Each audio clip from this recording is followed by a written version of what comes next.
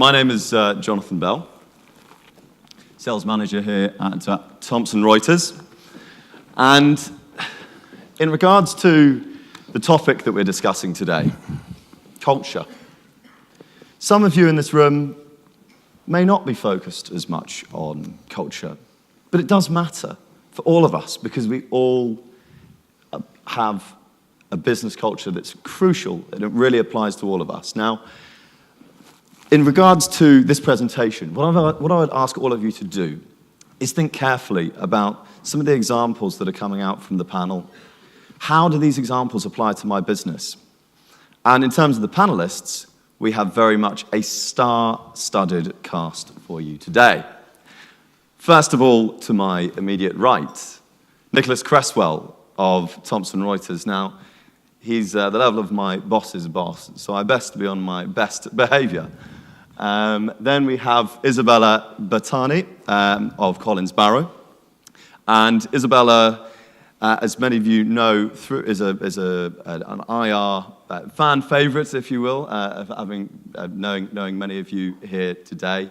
And a special guest from London as well with Alex McPherson of Ignition Law, a really wonderful and fascinating business who focuses solely on startups. And it was recently mentioned in the Sunday Times top 10 most innovative businesses in the legal world. So we've got very much a perspective of big business, medium accountancy, and small law, but also I'll allow them, first of all, just to say that in terms of the flow of the panel, what we're going to be talking about today, touching on each business's journey from A to B, what have the common pitfalls been? And how has each business got to where it is today? Secondly, investing in people. How do we, what initiatives have been run to ensure that people are taken care of and kept engaged and really excited about working for that business? Also investing in diversity, why it's important, and what initiatives we can run to make our businesses more diverse. And finally, investing in structure if we have time. And please do consider your questions throughout, as we'd love to have plenty of questions at the end. So without further ado, Nicholas, Thomson Reuters, what has our journey been from A to B, and what have we learned?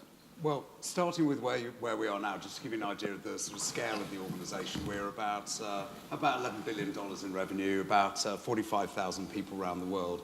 And essentially our focus is on providing useful information for professionals in the way that they need it. So particularly in the legal sectors, I think we're particularly focused on today, but also across financial and risk and tax and accounting as well. But having said all of that, once upon a time we were an SME too, but that was back in 1799 or so when we were first founded. The Sweet and Maxwell business in the UK was founded then, and then Paul Julius Reuters set up Reuters back in 1840 or so, and then the Thomsons set up the Thomson newspaper business back in 1932 over in Canada.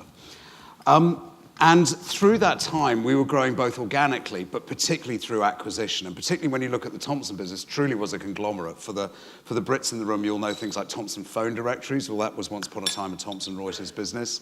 Thomson Holidays once belonged to Thomson as well. We owned oil fields and things like that as well.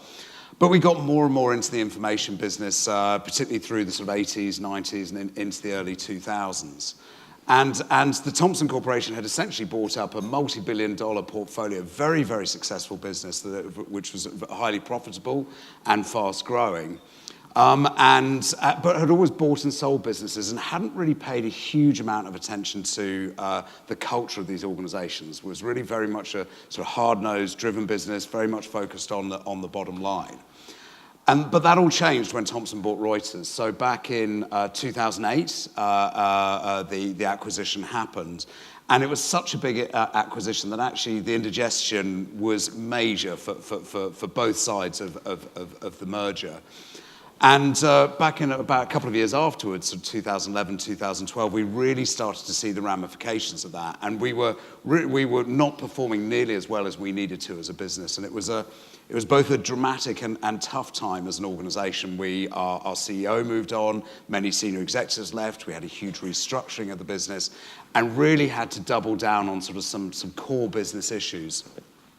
But it was interesting to see that even as we were doing that, and this is back in sort of 2012, 2013, we were also starting to focus much, much more explicitly on culture than we ever had done before. And so we actually had a point where our then new CEO, along with all of his executives, spent a couple of days off-site really stepping back and reflecting, what does our culture mean to us? How do we want to define that? What are the values that we want as an organization? And that then kicked off a whole ongoing initiative that has been going on to this day, where we really sort of think a lot more about how we work together and what we're here to achieve as an organization, as much as we do on the sort of the nuts and bolts of day-to-day running a business.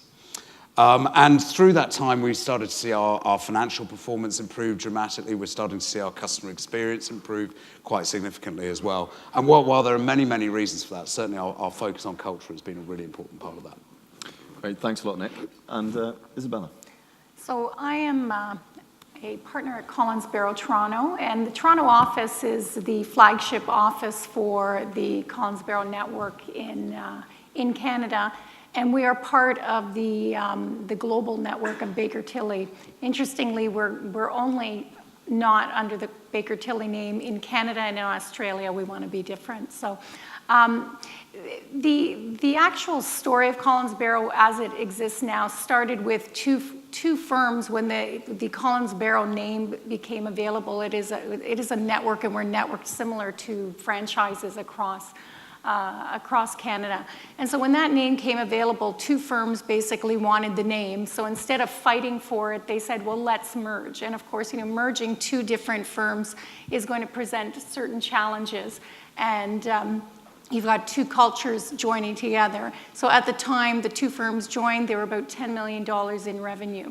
Through that period as well, a number of other firms joined, including in 2013, a 3 or 4 partner firm, because we needed to bring in a litigation support group. And then my own practice joined in 2015. So you can imagine through this period, you've got different firms and different ways of doing things coming together. And each time somebody joins, it's like, well, wait a minute, we don't do something like that. And my staff aren't used to that. So it's presented some challenges along the way. And we've tried to address those challenges by a number of different things. So surveying our staff is a big thing that we do.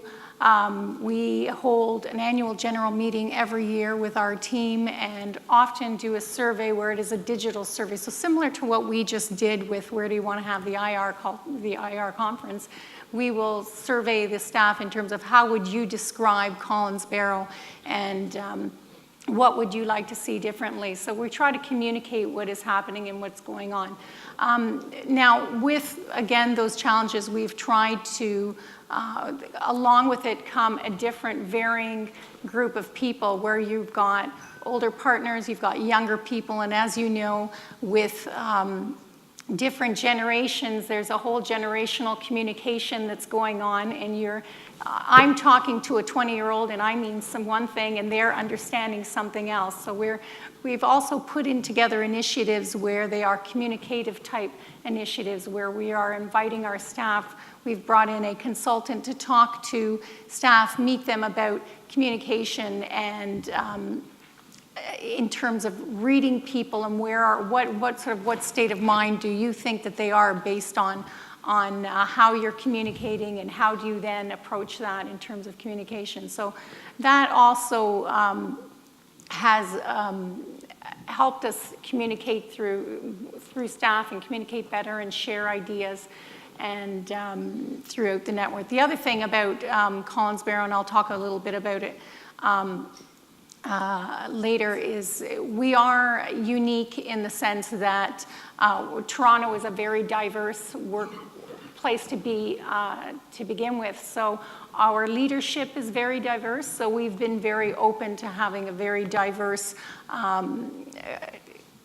staffing complement, and the openness to diversity is important because you want to be able to mirror your client base and have your staff essentially represent who your clients are. So that's a little bit about our story. Great. Thank you, Isabella. Alex. Hi there. So just to tell you a little bit about our story and some of the many pitfalls and mistakes we've made and learnt from. There's about 45 of us so far. We're at the other end of the spectrum, turning over a few million. We're 2 years old. 650 startup and scale-up businesses engaged as clients to date. From day one to about 60, 70 million value is roughly where we come in with a small accountancy firm. The idea is to be quite high-end, so the accountants are all ex-Big Four. We're all sort of ex-Magic, Silver Circle, White Shoe, sort of decent sort of city firms who have a passion for entrepreneurship. And I guess within that, to build a business and to scale it, as we're starting to do it at a far earlier stage, has an awful lot of challenges. And it was good to hear from Jörg, I think, earlier on the example of NASA only having the rocket on track 3%, which definitely gives me some comfort. Some of the pitfalls that jump out were certainly as lawyers, as there's a impetus to have everything perfect and not to accept mistakes. And we had quite an interesting dialogue with the SRA the other week, the new regulatory authority in the UK, and they were saying one of the most common issues is not to have a culture where you own your mistakes. And I guess that probably has to start at the top of an organisation. And our structure is quite an agile, diverse one. Lawyers are based in Manila, in South Africa, in Auckland, in Portugal, in Bali. So there's quite an agile team that support us in the centre office in London, and that's definitely been a key learning point. And within that, to allow clients to be mentors where it's appropriate. It's quite an empowering experience to ask clients advice. And to share mistakes with them, and perhaps even more importantly, to share solutions, which is very much what we've been doing, where you're building a structure and parts of it perhaps aren't necessarily ideal, company secretarial services, for instance, and to share solutions that you're trying to implement definitely gets clients buy-in and sympathy for correcting things. I suppose the other piece of advice, and that was a point I think Tom Wheeler picked up on as well, that clients are very collaborative, or rather law firms are also, and we found that an awful lot of law firms are looking to the future, looking to technology, to agile working, to implementing different structures, starting from an open plan office, through to use of technology, cloud-based solutions, and actually working together on that is quite a powerful thing to do. So, for instance, we're on a inter-firm committee where lawyers are all talking to each other, working out what you do with an ICO, an initial coin offering, for Bitcoin-based clients, and working out what best practice should look like. So we're still commercial, but actually delivering good value for clients. And working together has definitely been massive. And I say this one as a hypocrite, the 80-20 rule, which took me an awful long time to get going with, clients that perhaps don't suit your values or aren't right for you, or vice versa, sticking to the principles that by focusing too much on certain clients, perhaps you overlook those that are hugely aligned and quietly ticking away. And that's been true of our principles. I guess one of the other things that we've done as a far smaller organisation is built quite a good organogram and allow people to own different business functions, because an awful lot of junior and aspiring lawyers, Generation X, Y and millennials, are really aspiring to have a slightly more agile career. Now, whether that means they're working remotely, as a lot of the lawyers I was describing do, or whether that means being a full-time lawyer that's maybe saying, part of me wants to do an MBA, part of me wants to go in-house, part of me wants to run my own business. To be able to combine those things into a day job takes a lot of mistakes to get right for that individual, but to have quite an honest dialogue about that has been quite key. And then to sort of stick to that 80-20 principle. What are their key KPIs, and are they delivering value? That's been an area we found quite challenging, to be absolutely honest, but we've started to get to grips with through using technology, also a client solution where people can indicate how happy they are, whether they're remote or whether they're in the office, taking that feedback and really implementing it, having regular team meetings. And perhaps this is one for a smaller organisation. There's certainly a final pitfall and thing we've been learning from is learning to pivot. So when something's not working, spinning on a sixpence and changing direction has been really empowering, where juniors perhaps are seeing business leaders accept that there's a problem, take on responsibility. So to give you a specific example, I'm useless at HR. I just see the best in people and say yes to everybody, which isn't ideal for a recruitment strategy. So I've sort of accepted that I've got my limitations there, massive limitations, and then a colleague who's very talented in that area has sort of stepped over and taken ownership. And probably the final thing that is certainly a pitfall we've learned a lot from is really investing people in wellness, which I think we'll come back to later, but also in terms of coaching. So everybody, without exception, who's senior in our organisation, at huge expense, does coaching, one-on-one coaching with quite an inspirational coach. And that individual gets to know us, gets to know our culture, isn't allowed to share things 'cause it's all confidential, but it's been quite powerful in bonding us together. Great, thank you very much, Alex. And it certainly has its advantages being able to pivot on a sixpence, but in terms of pivoting an oil tanker, Nick, as a business that's grown substantially through acquisition, as you touched on earlier with the Reuters acquisition, and of course, the Practical Law Company joining the business in 2013, how have we really tried to galvanize that culture and create a more unified way of working, and to also touch on one of the things that Isabella mentioned, and that's in terms of how we face our customers and continue with a unified message. How have we really seek to galvanize that?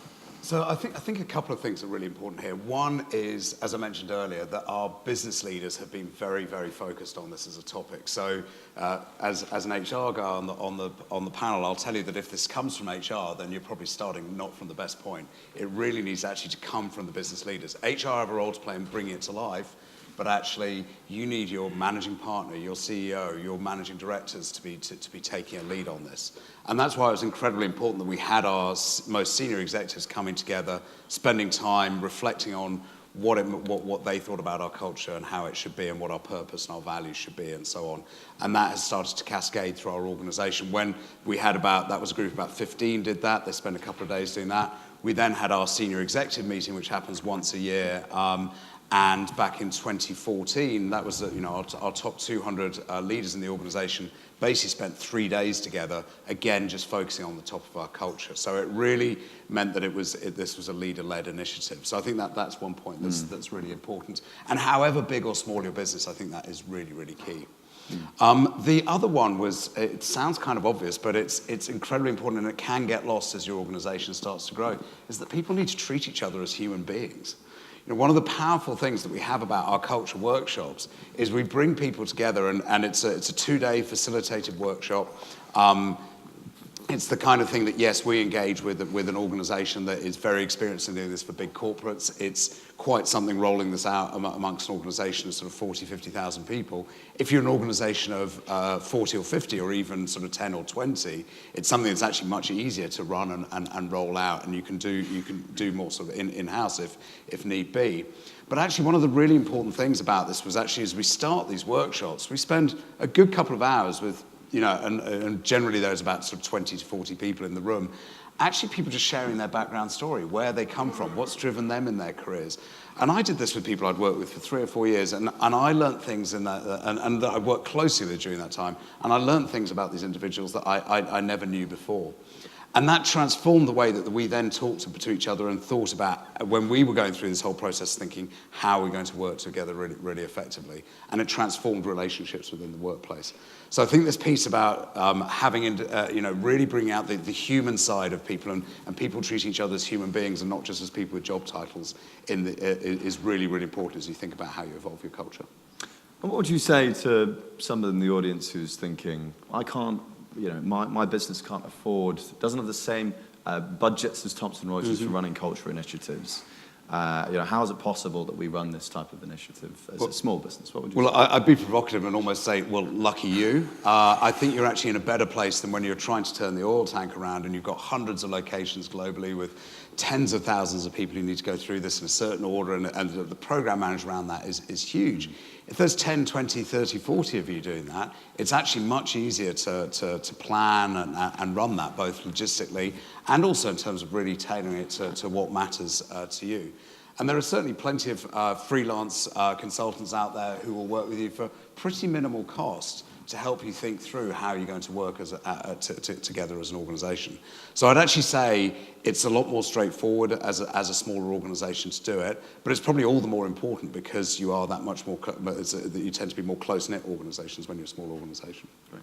Thanks, Dick. And in terms of Collins Barrow, you mentioned the employee engagement initiative that you run and getting people talking between the senior executive level and right down to the junior level. Could you expand on that a bit for us, Isabella, please? Well, I think that the communication is very important in any organization, and it more started with because we're a multiple generational type organization, and so essentially it was educating people in terms of how to read that type of communication, and we brought in, as I mentioned, a consultant to talk to us about communication between different levels. We have essentially an open door policy, as I think most people do in this group, and we try to encourage that communication and make it positive, constructive communication, so that if you do have an issue, certainly come talk to us about it, but also come to us with a solution on how to address it, so that you've already thought through what you'd like to do with the challenge that you're faced with. And it was a big initiative to do the one that we did, but it certainly has created some changes. Great, thank you. And in terms of Alex and Ignition, I have to say I absolutely loved going into Alex's office. And when we met, he told me the story of his years with a major city law firm. And they had, I think it was the largest water fountain in Europe or so as they walk in. Now, conversely, Alex's office is just wonderful. It's just very much a representation of the sort of startup organizations that you work with so closely. So in terms of thinking of things differently and the way that you look after your staff, can you expand on some of the initiatives that you've run around wellness and coaching and such like? Yeah. Well, so there's one of my favourite quotes was a sort of FD talking to a CEO, and the FD says to the CEO, "What if in this organisation we spend all this money training up our staff and they leave?" And the CEO says back, "Well, what if we don't spend the money training them up and they stay?" And that sort of guided our principles, really, that a principle of transparency. So when an entrepreneur comes in, it looks a bit more like what an entrepreneur's after. And that's obviously quite specific to our business. That at Hogan Lovells or Freshfields, where I was previously, the clients they're trying to talk to are perhaps doing an AIM listing or a very complex piece of international arbitration. And of course, it has to look and feel appropriate for what that client's after. But one of the common feedback elements for entrepreneurs was it's quite intimidating going into a law firm, even as many clients as did MBAs or ex-City, they still felt that. So in terms of the culture, it sort of started with the clients who kind of looks and feels what's appropriate, which is far more of an egalitarian structure. But to create the culture and invest in folks, the feedback that was coming to us very clearly from, as I mentioned briefly earlier, Generation X, Y, and Millennials is paradoxically, it's not just about the remuneration, although that's still very important. Commonly, individuals are saying, maybe I want to do an MBA, maybe I want to start up my own business. So if it's got elements of this that can talk to them, then it becomes quite interesting.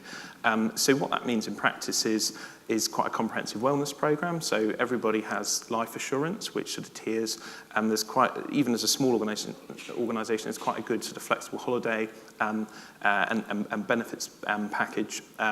Then, in addition, everybody's sort of given quite high-end Macs and IT equipment subscriptions. People are encouraged to use their own sort of BD budget. There's a reverse covenant policy, so to the extent clients are brought in, they always belong to that individual. So specifically, a paralegal brought in quite an interesting piece of business, and that's always going to be her client. So that's, again, probably quite specific to our business, purely because there are far more clients and the barriers to entry are perhaps a little bit lower than with a large FTSE. But the idea is that the investment in folks goes right the way through the organisation and starts with all of us. So everybody has their gym paid for because we're too small to have our own, obviously. And as I mentioned briefly, coaching. 2 colleagues as so colleagues are also given operational KPIs where, in addition to their day job, once a quarter they sit down, they talk about things they're building, whether that's pro bono, whether that's a marketing initiative, whether that's a client who did a Myers-Briggs and was very good at critical thinking, building an HR culture book. There's a quarterly meeting which absolutely counts to their career progression and bonus, talking to the business pieces that they're owning. So that sort of becomes part of the day job. There's a sort of individual-centric remuneration package, and then there's quite a good opportunity to demonstrate in an entirely open forum, open to everyone in the firm, what that individual has been doing, what they've been building, so that they're able to challenge us if we disagree when it comes to promotion and remuneration. Great, thank you, Alex. And now to move on to our next topic in relation to diversity. And in terms of the definition of diversity, I mean, it has many meanings which we'll run through across the panel discussion here. First of all, why is diversity, having a diverse working workforce, so important? Isabella, first of all.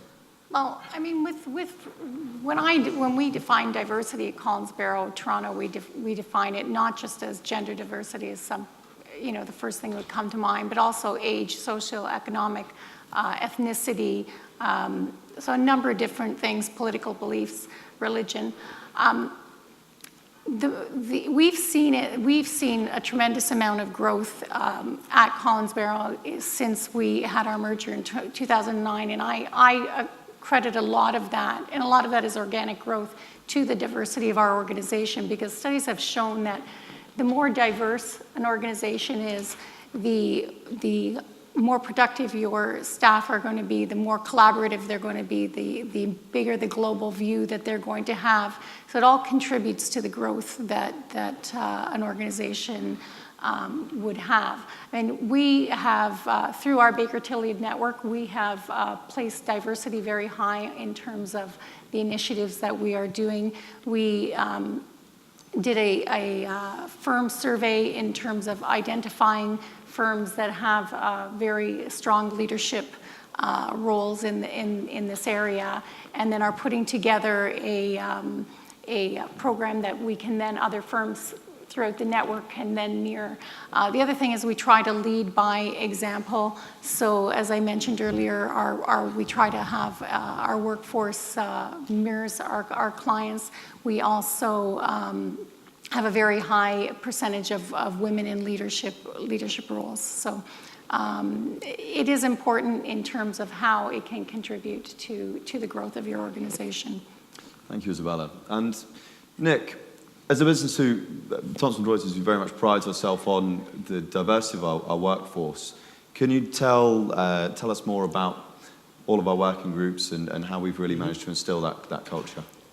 Yeah, I think, although actually, something Isabella said that prompted a thought as well. I think, why does diversity matter so much? We had an interesting experience about a year ago where a group of senior executives I'm working with, we had one of the big consulting firms came in to pitch to us and subsequently they won the business and follow up on that. But for several of the meetings, we had well over 10, sometimes 15, 20 people show up, and it was the most homogenous group you can imagine, should we say. There wasn't any gender diversity in the group. There wasn't really much age range. There wasn't really much ethnic diversity in the group. And that really had us saying, are we getting the best perspectives from this organization? Now, we still went with them, but it really raised a big flag there and a big question. So I think that any organization that is going in and sort of presenting its face to potential clients, you need to think about how clients might react to that. But how have we gone about embedding that into our culture? Well, one thing that's been quite successful for us and is quite common in big organizations, but increasingly there are ways to do this in smaller organizations as well, is to have what we used to call affinity networks and now we call business resource groups, where you look at a certain demographic, whether it's people from a certain ethnic background, whether it's people from who are LGBT, whether it's women, whether it's people with disability or with caring responsibilities. You bring them together in employee networks, both because they understand what it's like to come from their background, so to speak, and it's an important way to build bonds in the workplace and to meet people they wouldn't necessarily ordinarily meet who might face some similar challenges and opportunities. But also, really importantly, to provide a perspective to the business about how to make the business as attractive as possible to people from that demographic. And it's phenomenal to see the kind of insights that you can get from this. And I think an example, or a couple of examples I'll give is something that's near to my heart. I've been quite involved with our LGBT network during my time at Thomson Reuters. And you know, when I started working 25 years ago, the idea of turning up at work and letting anyone know that I was gay was just completely inconceivable. Now it's okay to have a picture of me with my husband on my internet profile. You know, the world has changed massively, and it means a massive amount to people that they can come to work and be themselves when they get to work. And actually, one thing that we did a couple of years ago was we ran an in-house initiative essentially to ask people around the world to think about how could we help our customers around the world better service their LGBT customers. And came up with a series of ideas that have subsequently sort of fed through into our business. Another example is how we've done this with our LGBT network, where we ran an LGBT leadership program in conjunction with Barclays, who are one of our biggest clients globally, where we brought LGBT leaders from Barclays and from TR together to go through a leadership development experience. And these are the kind of things that really bring organizations together and really make people proud to work for them. Whether they fit within that demographic or not, it really shows that this is a place that values people as human beings and that is a great place to come and spend, for most of us, you know, the majority of our waking hours. Absolutely, Nick. Thank you very much. And Thomson Reuters is certainly a place where you are encouraged to really be yourself at work, and all of the different, as I say, working groups that we have really reinforce that. And I think I'll quickly add to that. For a smaller organisation, of course, you may have fewer people from certain demographics, maybe a bit more difficult to build up momentum, but there are increasingly industry networks. So, for instance, there's into law, there's into finance, there's into tech, and so this is these all provide networks and networks. So you may only have one or two people from a certain demographic in your organisation, but they can go into their industry networks as well, which is another way that they can sort of build connections and so on. Super, thank you. And Alex, in terms of not just like diversity in terms of denomination, but you were going to, if you could tell us more about how you allow sort of diversity in working style at Ignition. Yeah, so, I mean, diversity, I think Nick's put it brilliantly. Diversity keeps an organisation rich, and as soon as you start to shrink down and not look beyond a set pool of individuals, that organisation suffers and the motivation does. One of the things that we sort of tapped into by luck rather than any clever strategy on our part was an awful lot of lawyers that perhaps were unable or felt they were unable to continue working in the city. Often stay-at-home mums, but incidentally there's two dads as well that whose wives are the main breadwinner. But often these individuals felt that they were sort of marginalised and couldn't really go and work on their own sort of terms. So we found that technology has really helped us become significantly more diverse in terms of people. So specifically, there's a colleague that's based out of the Alps that runs a very high-end ski transfer business called Snowdrone Transfers. We have a Tesla, and if you're going to a very nice chalet, you want nice transport, and that's their niche. But it only takes her 6 months a year, and she's ex-Freshfields, ex-Goldman's, fantastic lawyer whose skill set was rusting. And through technology and an honest conversation, saying, look, I can work over the summer because I've got tons of time, and I miss law. That's a very consistent thing. I really miss law. There's things about it I really enjoyed. Having that honest dialogue meant she can do what she wants to do. Another colleague is an ex-Herbert Smith litigator who's a barrister in Auckland who misses corporate law. He likes kind of building things and loves startups. So he sort of does both. He does his chambers work and court work in Auckland, and then does our stuff to vary it. So we found probably an unusual take on diversity, but through technology, cloud-based solutions, things like Toggle, Slack, Office 365, Dropbox for Business, these individuals can work. Colleague at the moment is doing quite a lot in Manila, who's next city lawyer, turning things out there. And actually the time zones are a huge asset. And touch wood, we're yet to have a complaint from a client. We're very transparent up front, saying, would you like this? Ex-Latham and Watkins lawyer doing your EMI option scheme.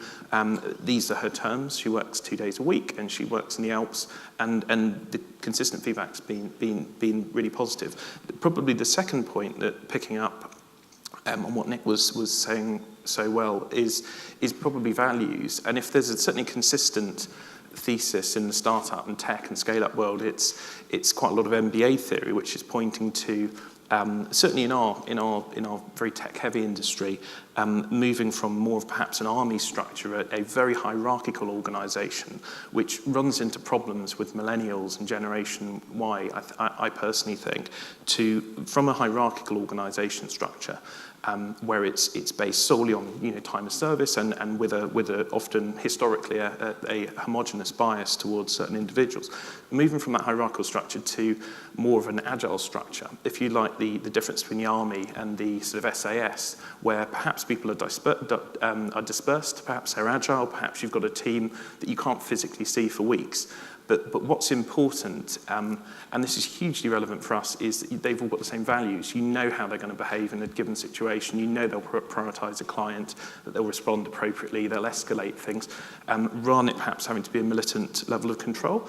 And when if you accept that thesis and you start to move a little bit away from the hierarchical approach, to perhaps a still hierarchical but less hierarchical, more of a flat structure, more of a values-based SAS type approach, if you like, then actually in order to do that, the first thing you've got to have is diversity and the same values, and that's always going to be blind to sexuality, to a religion, to origin. So it's extremely important for us as an organisation that there are diverse individuals but consistent values. And in fact, if you start to homogenise individuals, chances are the values aren't going to work for you as an organisation. Absolutely. Marvellous. Thank you, Alex. The group files into the theatre, buzzing. People hustle to get to the front row, sitting side by side. No empty seats. The event starts on time. The excitement is palpable. The other group wanders in. The front row is empty and stays that way. There are two or even three empty seats between each individual. The room is sort of dead. In both cases, the CEO or the guest speaker is going to address the group for an hour. But the two groups couldn't be more different. The first organisation sees possibility. The second sees risk and threat. The first group is eager to explore a new future. The second group misses the distant past. The truth is this: it's possible to hire for, train for, and lead a front row organisation. And if you merely let entropy take over, you're going to end up with the second, lesser, failing organisation instead. It's worth saying this as clearly as possible. The culture, the choice of a front row or back row organisation is a choice. It's the result of investment and effort. What kind of business would you rather manage? Thank you for listening.